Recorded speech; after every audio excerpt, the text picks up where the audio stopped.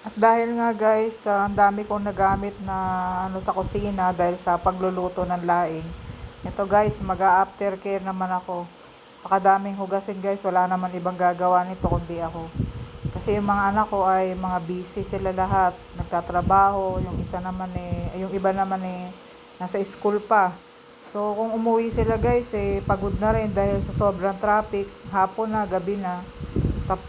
Pagkatapos ng magpapahinga lang ng kaunti, tapos may gagawin na rin naman ng mga assignment o ano pang mga project. Kaya guys, hindi na rin talaga sila maasahan sa mga ganito pag weekend na lang talaga.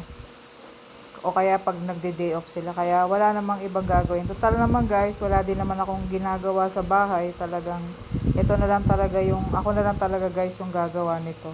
So yan nga ay naguhugas ako sa mga ginamit ko dito. Basic lang naman guys, di ba? Yung mga gawain talaga ng nanay, ganyan. Tayo yung naiiwan sa bahay, kaya tayo mag-aasikaso. Yan nga guys, at nagliligpit ako ng mga ginamit ko. Tapos pinupunasan ko yung mga pinggan para maitaob na rin sa lalagyan. Kasi guys, overloaded na. Maliit lang naman to guys na kusina ko. Tapos napakadami pang mga laman. So, talagang ganito ang gagawin. Ito nga ay araw-araw na routine natin, maglinis, maghugas ng mga pinggan.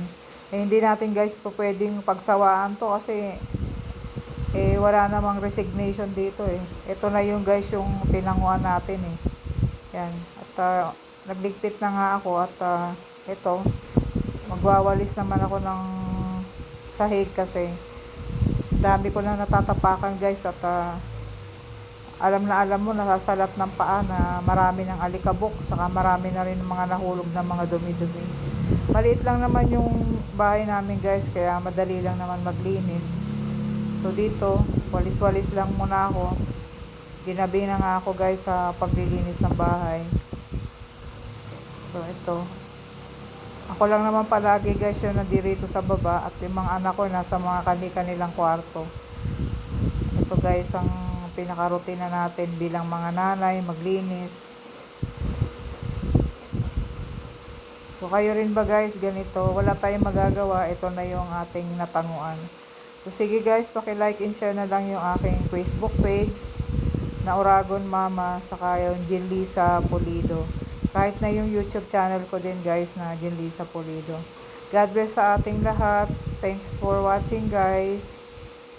God bless sa ating lahat.